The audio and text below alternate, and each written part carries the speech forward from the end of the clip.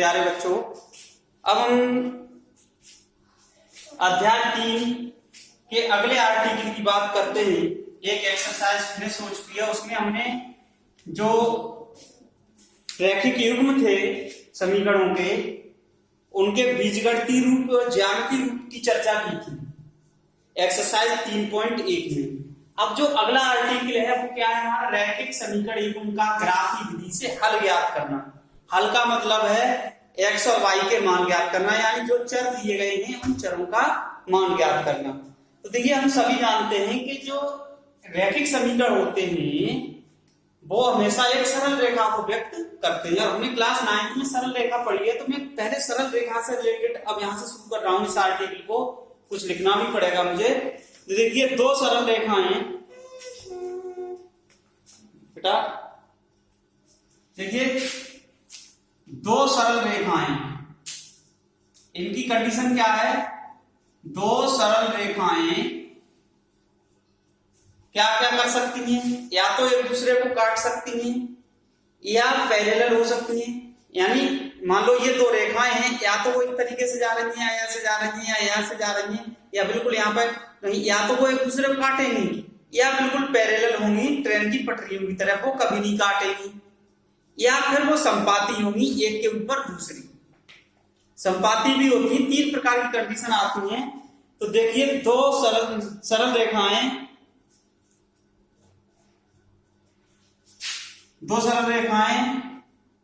या तो परस्पर प्रतिच्छेद करती हैं। प्रतिच्छेद का मतलब होता है काटेंगे, काटना, ठीक है। प्रतिच्छेद करेंगी या परस्पर समांतर होंगी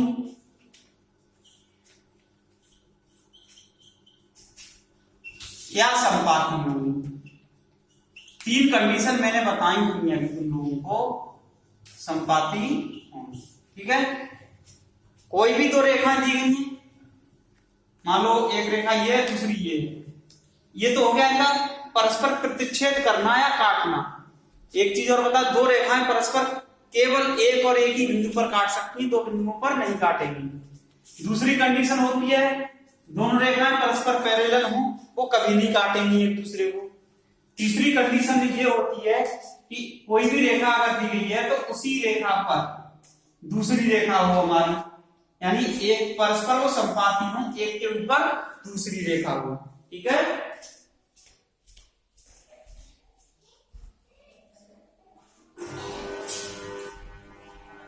तो ये 3 कंडीशंस हैं, या तो प्रतिच्छेद करेंगी या पैरेलल होंगी या एक के ऊपर दूसरी होगी। तो ये वाली कंडीशन है, ये सरल रेखाओं की ग्राफी विधि से हल ज्ञात करने के लिए। अब आगे धीरे जैसे जैसे हम पढ़ेंगे आप लोगों को समझ में आता जाएगा कि ये क्यों बता रहा हूं। तो देखिए, सबसे पहले हमें यहां से समझ के चलना है कि दो सरल रेखाएं या तो परस्पर प्रतिच्छेद करेंगी या परस्पर समांतर होंगी या परस्पर संपाती होंगी। अब देखिए, फर्स्ट कंडीशन, इसमें फर्स्ट कंडीशन क्या है, यदि परस्पर प्रतिच्छेद करें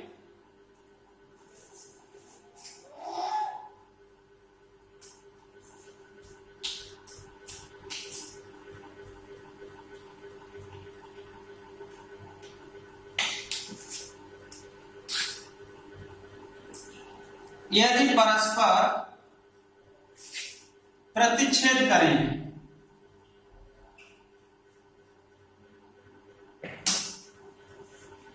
प्रतिच्छेद करती हैं, तो अगर परस्पर प्रतिच्छेद करती हैं तो रैखिक समीकरण युग्म का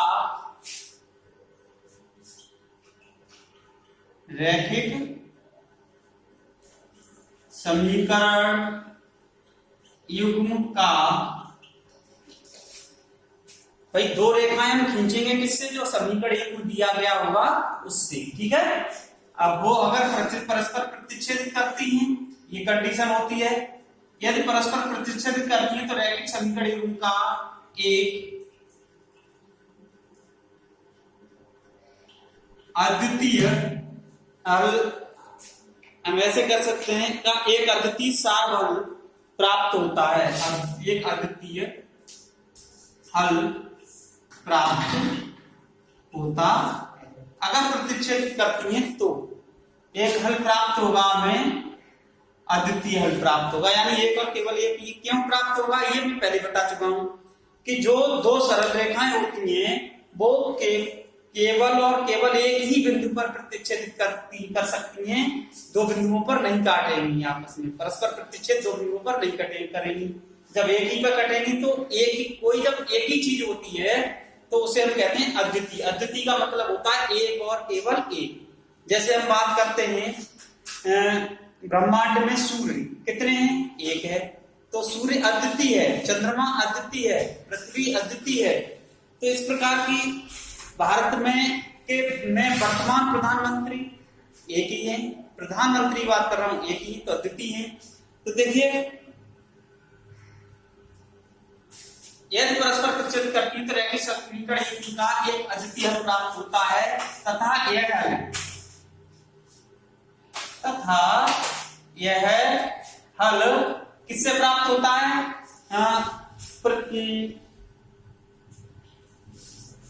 प्रतिच्छेद बिंदु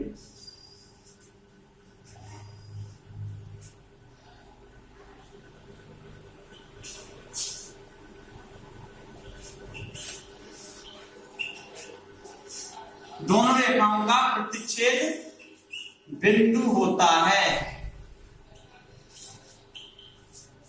दोनों रेखाओं का प्रतिच्छेद बिंदु यानी दोनों रेखाएं जहां एक दूसरे को काट रही है वो बिंदु जो होगा वो दोनों रेखाओं का प्रतिच्छेद बिंदु होता है। जो हल होता है, हल क्या होता है, वो प्रतिच्छेद बिंदु होता है। अब प्रतिच्छेद बिंदु ज्ञात कैसे करते हैं, हमें जो दो समीकरण दिए जाते हैं उन समीकरणों को हल करके, अब हल करने के तरीके अलग अलग आएंगे। यहाँ पर यह ग्राफी विधि से हल, फिर आएगा तुम्हारा प्रतिस्थापन विधि है, विलोपन विधि है, वज्र गुणनखंड विधि है। जैसे हल करना चाहें कई प्रकार के हल इसमें हमें देखने को मिलेंगे। हालांकि अभी फिलहाल तो ये बता दिया मैंने, प्रतिच्छेद करती हैं तो समीकरण एक अद्वितीय हल प्राप्त होता है, या दोनों रेखाओं का प्रतिच्छेद बिंदु होता है।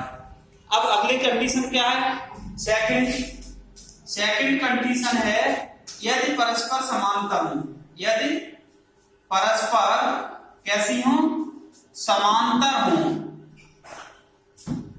यदि परस्पर समांतर हो तो रैखिक समीकरण युग्म का कोई हल नहीं होता है।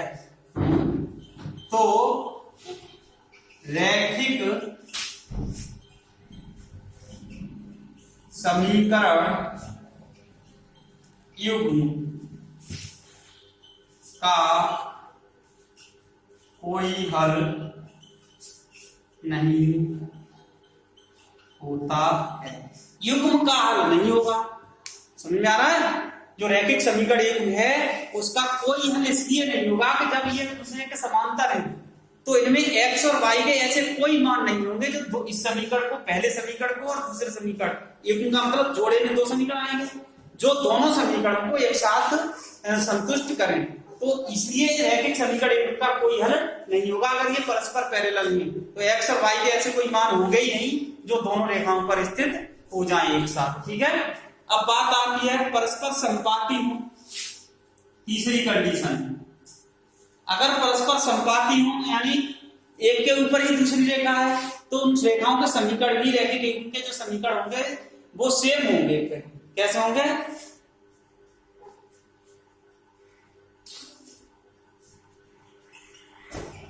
यदि परस्पर संपाती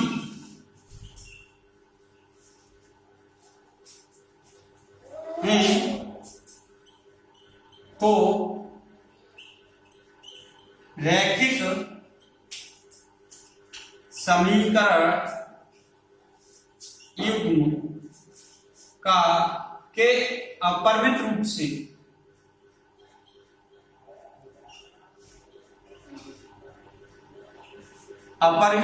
से अनंत हल होते, यानी अगर परस्पर संपाती हैं तो उनके तो बहुत सारे हल होंगे, जितने भी उस रेखा पर बिंदु आएंगे वो सभी बिंदु उस रेखा के हल होंगे। अगर हम कोई रेखा खींचते हैं और उसके दोनों तरफ तीर के निशान लगे हुए हैं तो इसका मतलब वो रेखा हम कितनी भी दूरी तक बढ़ा सकते हैं। तो ये तीन कंडीशन हैं सरल रेखा से संबंधित, ये तीन कंडीशन सरल रेखा से संबंधित हैं। अगर परस्पर प्रतिच्छेदित करती हैं तो क्या होंगे, एक अद्वितीय हल होगा, यानी और समांतर है तो रैखिक समीकरण युग्म का कोई हल नहीं होगा, यानी एक साथ ऐसा कोई हल नहीं प्राप्त होगा, और संपाती है तो रैखिक समीकरण युग्म के अपरिमित रूप से अनंत हल होते हैं। अब एक चीज बता दूं, मैं अब ये चीजें जो बता रहा हूँ ये लिख लिख के तुम लोगों को बता रहा हूँ, ये निरर्थक नहीं है, ये ध्यान रखना, एक एक बात पर हमें ध्यान देना है। मैं वही पॉइंट छाट छाट के बता रहा हूँ जिनकी तुम्हें आगे आवश्यकता होगी, उन सब चीजों को हमें कैसे समझना है, कहाँ क्या होना चाहिए तब क्या होगा। तो ये सब चीज निरर्थक नहीं है। सवाल तो तुम हल कर सकते हो, अगर इस चीज को नहीं पढ़ा अच्छे से तो फिर तुम रटोगे सवालों को, समझोगे नहीं, इसलिए हमें ये चीजें आना जरूरी है। अब आगे की जो कंडीशन है, आगे क्या है उसमें देखिए,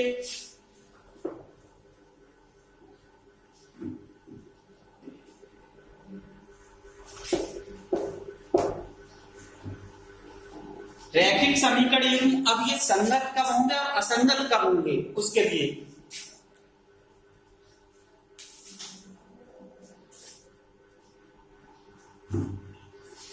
मैं बता दे रहा हूं ऐसे ही परिभाषा।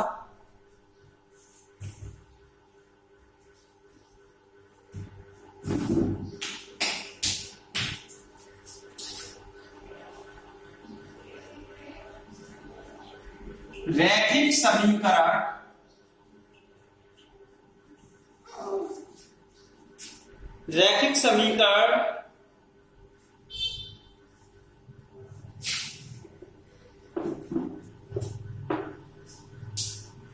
दो चरों वाली रैखिक समीकरण का युग्म संगत कॉन्सिस्टेंट संगत युग्म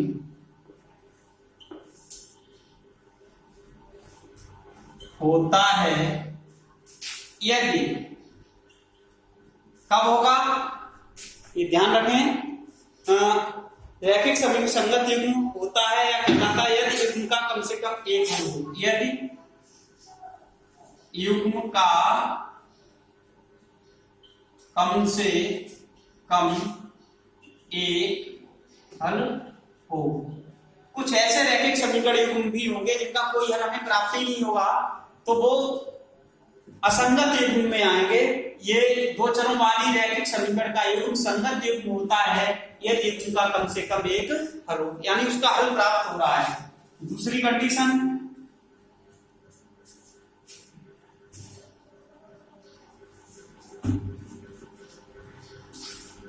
इसी पर आधारित दो चरों वाली रैखिक समीकरण का युग्म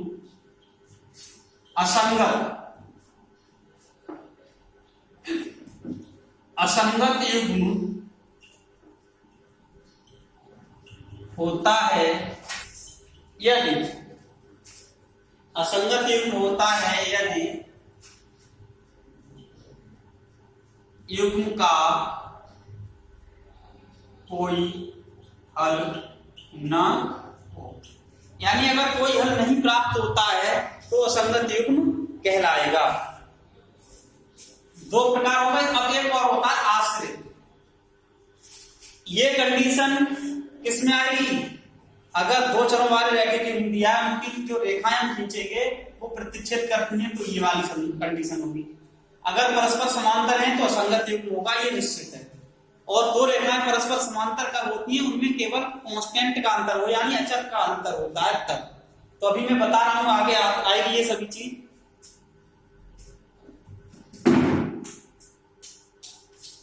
तुल्य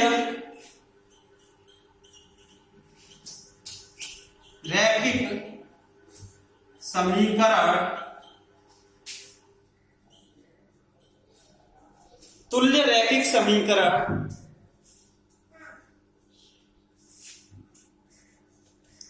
तुल्य रैखिक समीकरणों के किसी युग्म, तीन प्रकार की कंडीशन आती हैं तुल्य रैखिक समीकरणों के किसी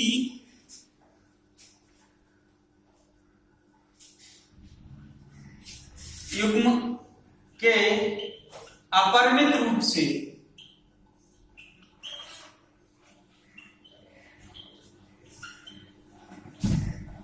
अनेक हल होते हैं, अनेक हल होते हैं। अब तुल्य का मतलब समझो, जैसे मैंने एक समीकरण लिख दी, यहीं पर बता देना हूं।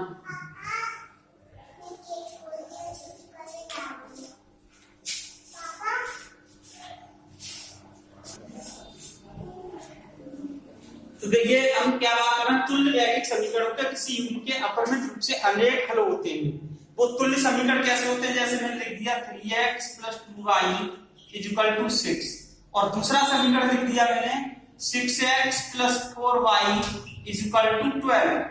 ये दोनों समीकरण तुल्य हैं, क्योंकि अगर हम इसमें इस वाले समीकरण को 2 से डिवाइड कर दें, इसको पूरे को दोनों तरफ 2 से डिवाइड करेंगे तो 3x + 2y = 6, पहला वाला समीकरण ही प्राप्त हो जाएगा, ये हो जाएगा।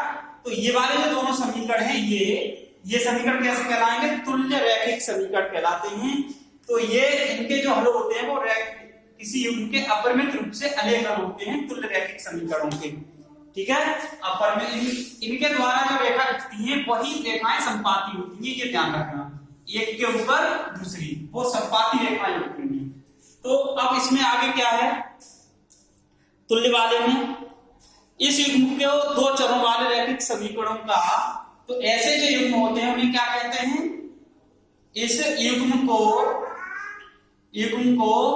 2 चरों वाले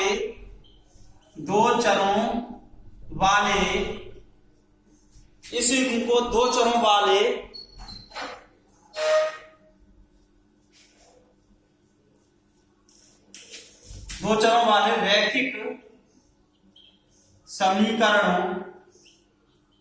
रैखिक समीकरणों का आश्रित युग्म कहते हैं, आश्रित युग्म कहते हैं। हालांकि ये चीजें तुम्हारे में आनी नहीं है, ये पूछी नहीं जाती, लेकिन हमें पता होना चाहिए आश्रित युग्म क्या है, संगत युग्म क्या है, असंगत युग्म क्या है। कभी कभी एक नंबर में पूछ भी ले तो हम इनको बता सकें, ठीक है।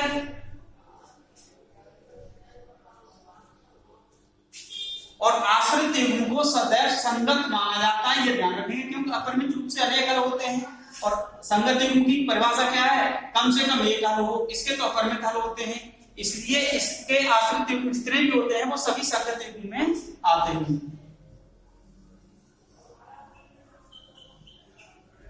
आश्रित युग्म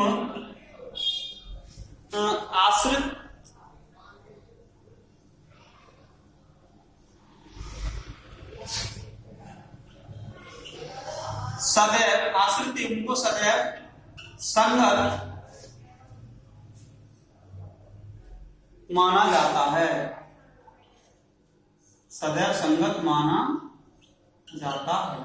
संगत क्यों माना जाएगा इसे, क्योंकि इसके अनेक हल होते हैं, और संगत वो सभी समीकरण एक संगत होते हैं जिनका कम से कम एक हल होता है, और जिनका कोई हल नहीं होता है वो असंगत होते हैं। तो 2 परिभाषाएं तो ये हैं, संगत हल कौन से होते हैं, जिनका कम से कम एक हल हो, और जिसका कोई हल नहीं होता है वो असंगत युग्म होता है।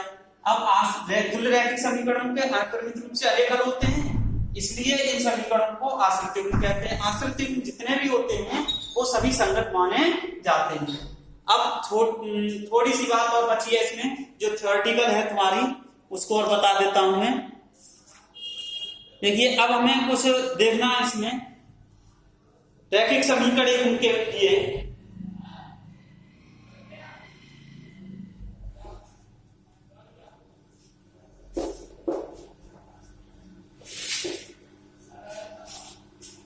दो रैखिक समीकरण युग्म दिए गए हैं, तो उनका जो हल है वो कब संगत होगा?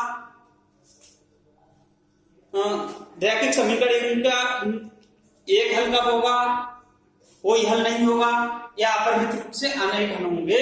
इस कंडीशन में क्या कंडीशन होती है? तो देखिए मैं बता देता हूं उसमें।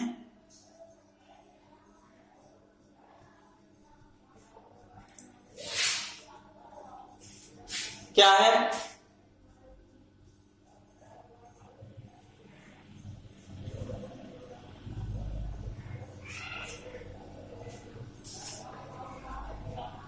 एक रैखिक समीकरण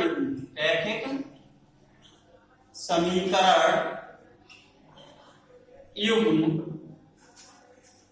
रैखिक समीकरण युग्म लिख देता हूं मैं। a1x plus b1y plus c1 बराबर 0 तथा a2x plus b2y plus c2 बराबर 0। ये कोई रैखिक समीकरण युग्म है जहां मैं लिख देता हूं a1 b1 c1 तथा a2 b2 c2 कैसी संख्याएं हैं? वास्तविक संख्याएं। कैसी संख्याएं हैं? वास्तविक संख्याएं हैं। तो इनके लिए कुछ कंडीशंस हैं, वो बताता हूं मैं। फर्स्ट कंडीशन क्या है?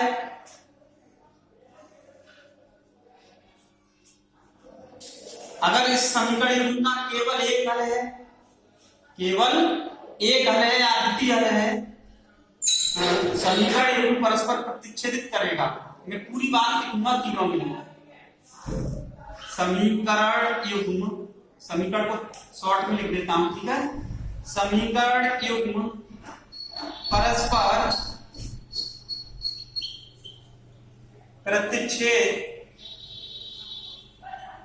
करेगा यदि, कब करेगा? a1 upon a2 is not equal to b1 upon b2। a1 upon a2 is not equal to b1 upon b2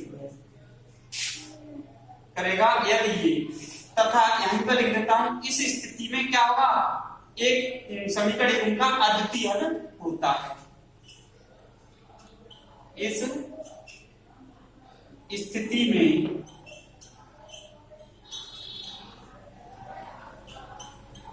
युग्म का एक अद्वितीय हल होता है। कैसा हल होता है? अद्वितीय हल होता है।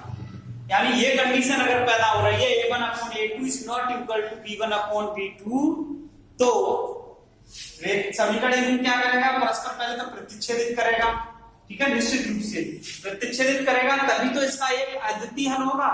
क्या होगा? एक अद्वितीय हल होगा। दूसरी कंडीशन क्या है इसकी? बेटा मान लो, ठीक है। a1 अपॉन a2 बराबर b1 upon b2 is not equal to c1 upon c2, ठीक है। सॉरी, मैं थोड़ा सा साफ करूंगा, यहाँ पे कुछ लिखना भूल गया। समीकरण युग्म परस्पर समांतर होगा। समीकरण युग्म परस्पर, ये चीजें याद रखना अच्छे से, ये डायरेक्ट यूज होगी तुम्हारी। समांतर होगा यदि a1 upon a2 equal to b1 upon b2 is not equal to c1 upon c2। अगर ये कंडीशन आ रही है, समीकरण दिया गया है a1 upon a2 equal to b1 upon b2, इसका मतलब ये है कि ये समान अनुपात में आ रहे हैं, तो ये समान परस्पर कैसे होते हैं? समांतर। और इस स्थिति में युग्म का कोई हल नहीं होता है। इस स्थिति में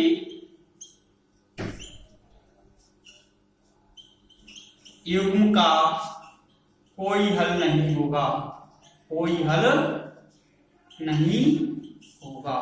ये ध्यान रखेंगे, अगर ये स्थिति है तो इस स्थिति में युग्म का कोई भी हल नहीं होगा। और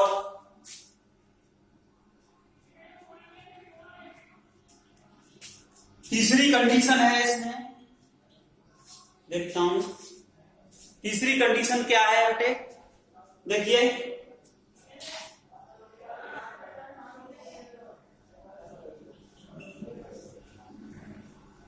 समीकरण एवं परस्पर संपाती है, परस्पर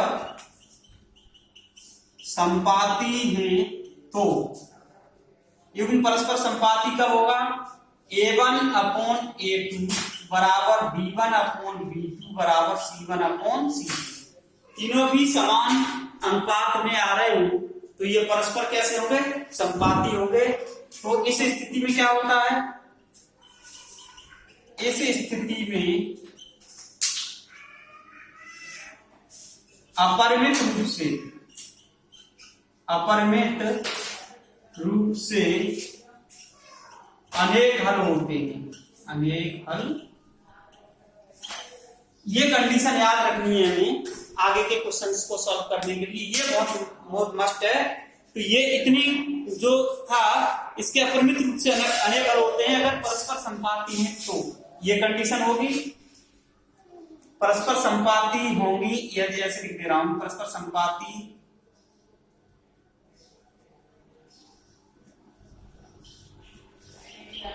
यहां पर मैंने नहीं लिखा है, समीकरण परस्पर संपाती होगा यदि